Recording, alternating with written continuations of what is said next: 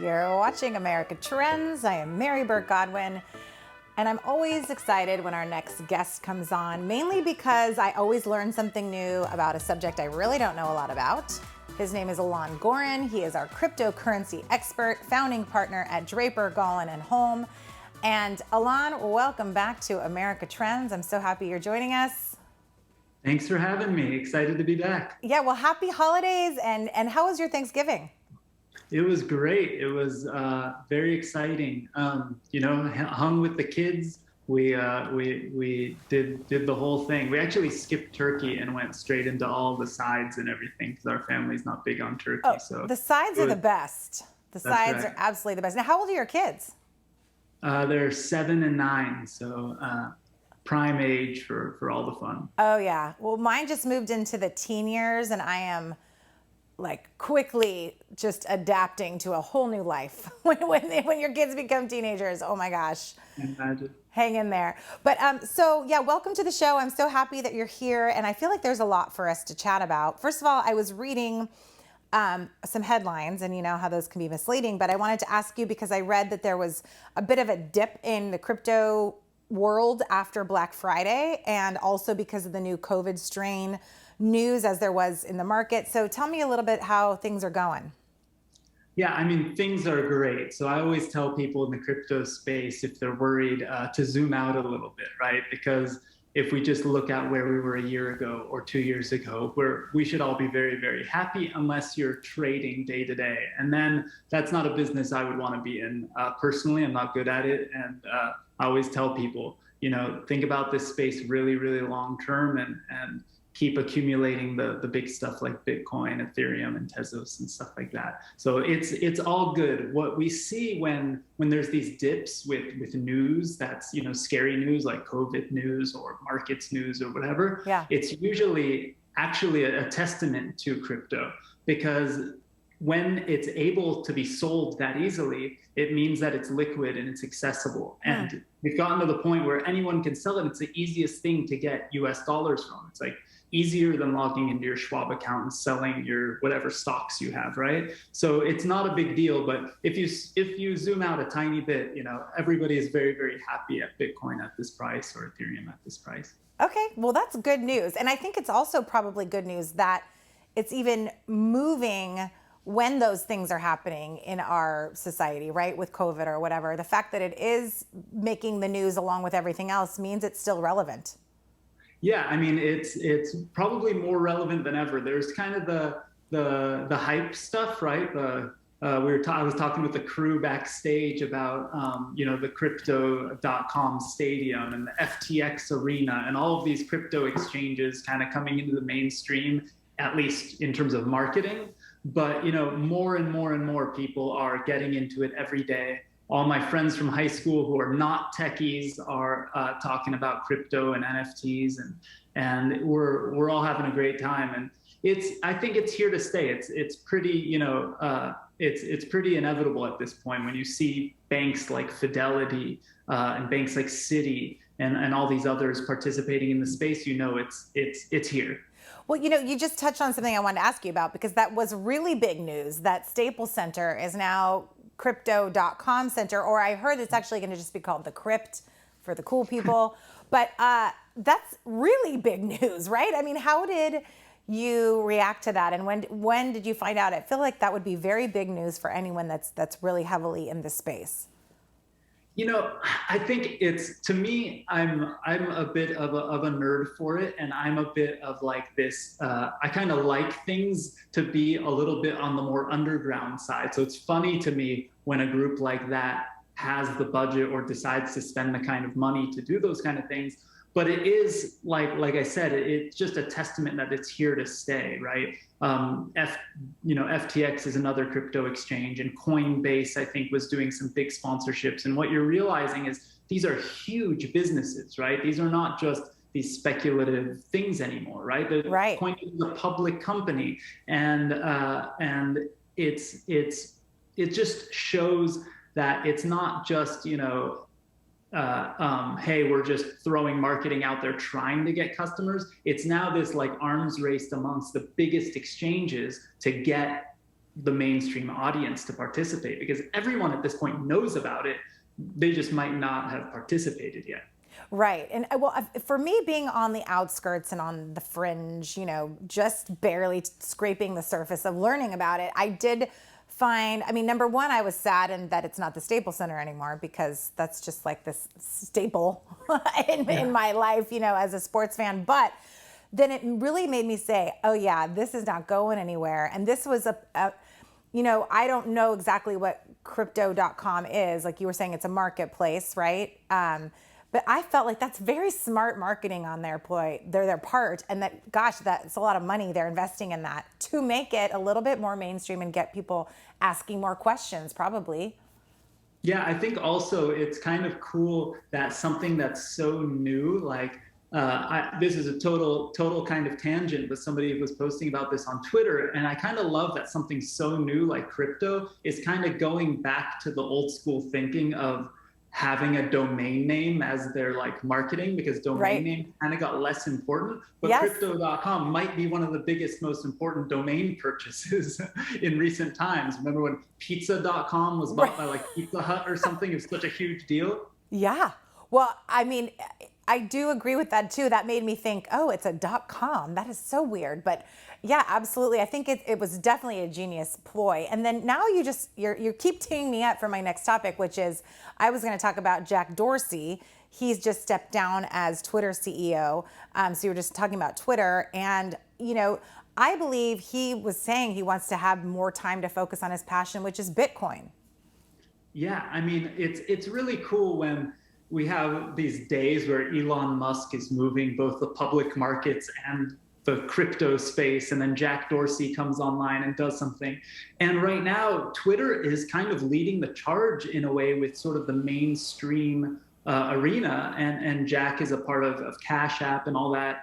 And it's really interesting because Twitter enabled Bitcoin tips. And the way they did it was actually in a completely decentralized way. So you can have one of many Bitcoin apps, and you can actually enable people tipping you and sending you Bitcoin over Twitter. And they supposedly, there were some screenshots that were leaked in the last few days where they're also testing the same thing with Ethereum.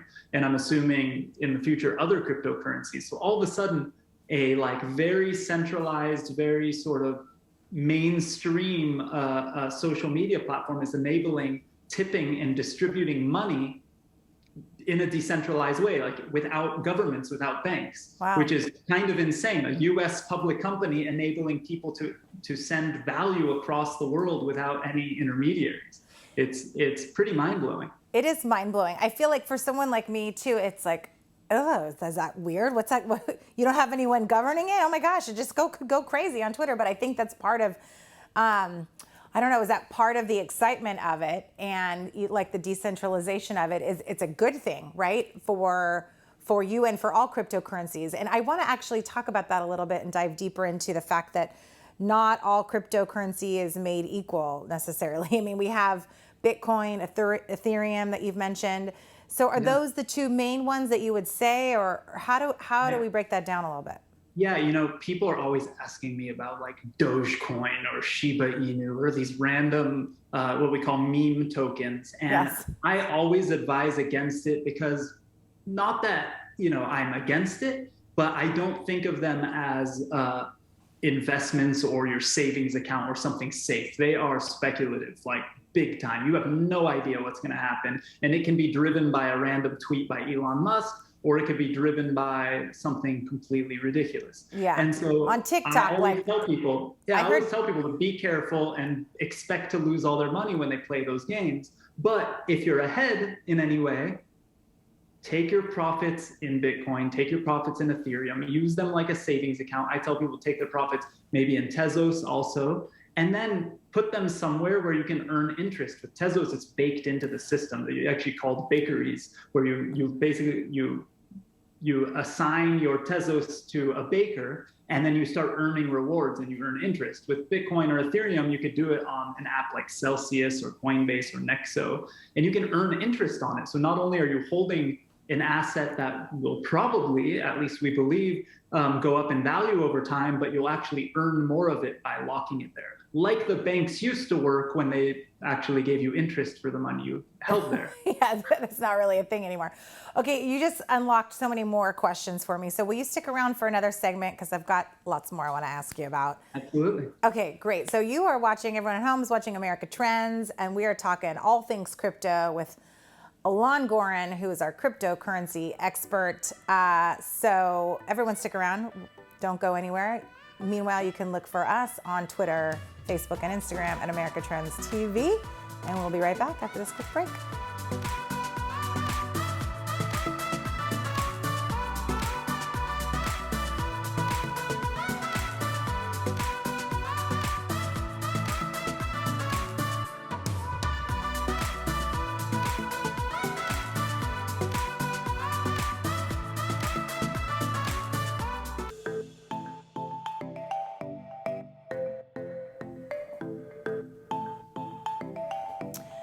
You're watching America Trends. I am Mary Burt-Godwin, and I am chatting it up via Zoom with Alon Goren of Draper, Goren & Home. He is a cryptocurrency expert, all around awesome, fun guy to talk to, and very intriguing, fascinating for me, since this is a world I don't know a lot about.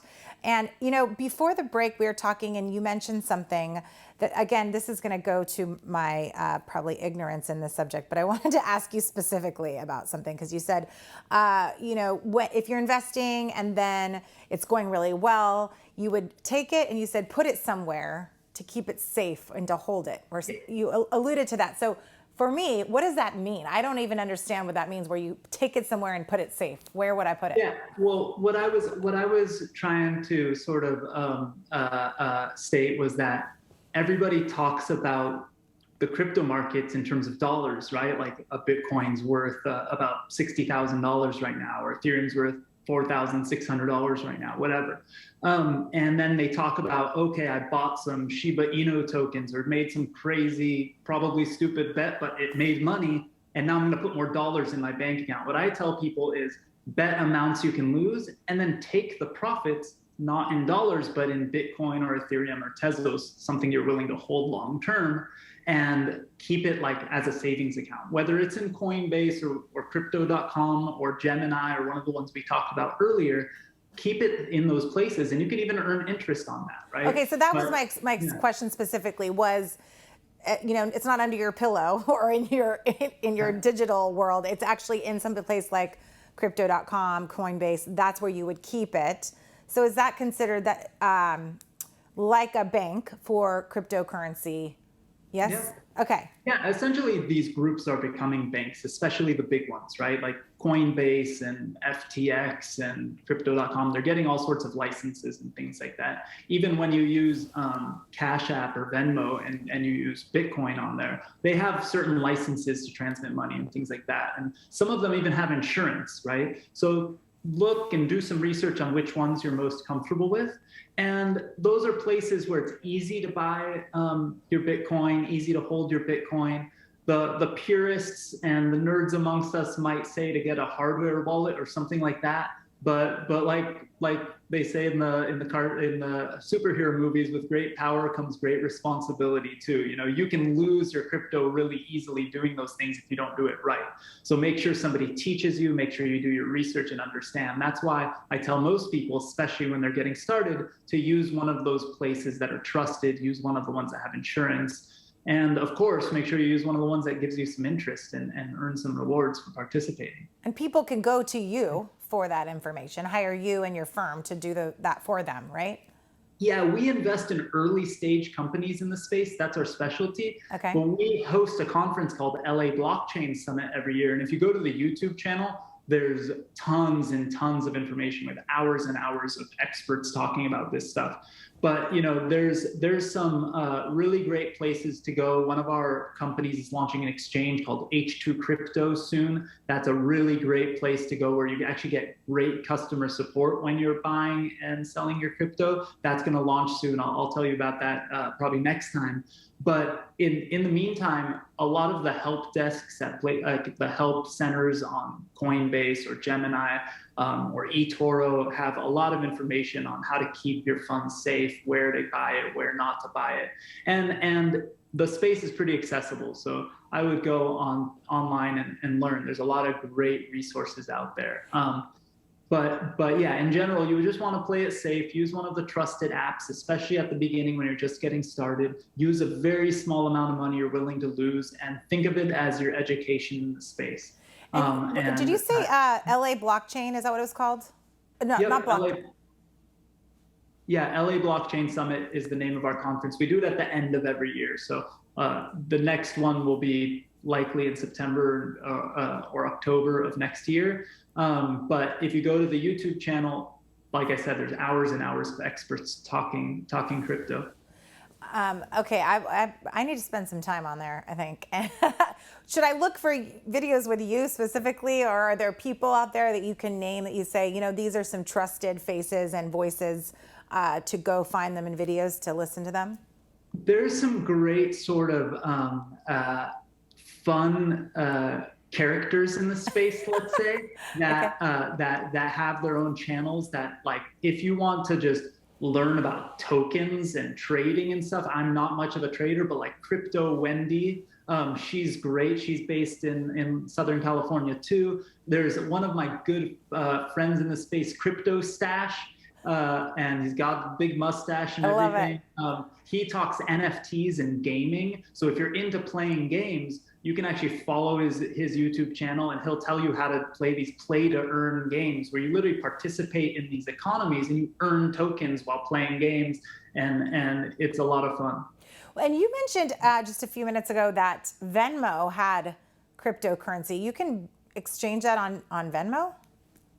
I'm trying to remember if Venmo specifically opened it up yet, but I do know that in Cash App you can buy and sell Bitcoin, Wow. and I know that Venmo announced that they would open up Bitcoin support. I will tell you. Oh, there we go. It's on the screen. The crew brought it up. Wow. I'm really bad in that I don't play on any of those mainstream apps anymore because I'm living in crypto land. So I see those as headlines. I get excited that it's bringing in the mainstream audience, but I'm literally living on decentralized exchanges and doing the most nerdy versions of it all. I love it. Well, you know, speaking of mainstream, just a few weeks ago, Mark Zuckerberg came out and had the big announcement about Facebook becoming Meta and this whole metaverse. And when he was talking about, I don't know if you watched it, but he mentioned crypto and NFTs specifically being integrated into this new world. So I'm wondering how that affected your world, and if you heard a buzz about it, and you know what your take is on that. All these things, I think a lot of people look at that and go like, he stole our word. He stole the metaverse from us. We can't allow Facebook to take the metaverse from us. And the metaverse is like, you know, years ago, there was something called Second Life, and there's this online world. And we play a lot in a place called Decentraland, which is sort of like Roblox for crypto nerds, where you actually own land in the metaverse and you participate, you build things, and I love it, right? And I'm a big, I have an NFT campaign and group that I'm a part of called Boring Stone Magazine. Oh, wow. These bored apes. So I have a bored ape, and we go into the metaverse and we have hangout sessions, and it's really nerdy and really crazy, but essentially what Facebook is saying and what Mark Zuckerberg is saying is this is on its way to becoming mainstream. Not everybody even needs, I don't have a VR headset, but I play in the metaverse and I meet people in the metaverse. And like I said, I own land in the metaverse, right. and all this stuff. And it's really exciting because it's basically bridging this gap between what we're used to in the sort of normal techie, what we call Web 2.0 world, like playing on Facebook and Instagram and stuff like that, and what kids are used to, right? Like we talked about the kids earlier, and you know, your teenager and my kids are like living in these games that are very much to them just as much real life as Facebook and Instagram is maybe to us. Yeah, they're And going to understand it way more than I do. And you know, unfortunately, we had a time with you, and I feel like we could do a whole show with you. So will you come back? Because I want to talk more about this metaverse, and I always have more questions that come up. So thank you so much for spending time with me, Alon. I appreciate you so much. And everyone at home, stick around for more America Trends. We've got hot topics coming up, hot trending topics that are happening in the courtroom. So stick around for more America Trends right after this.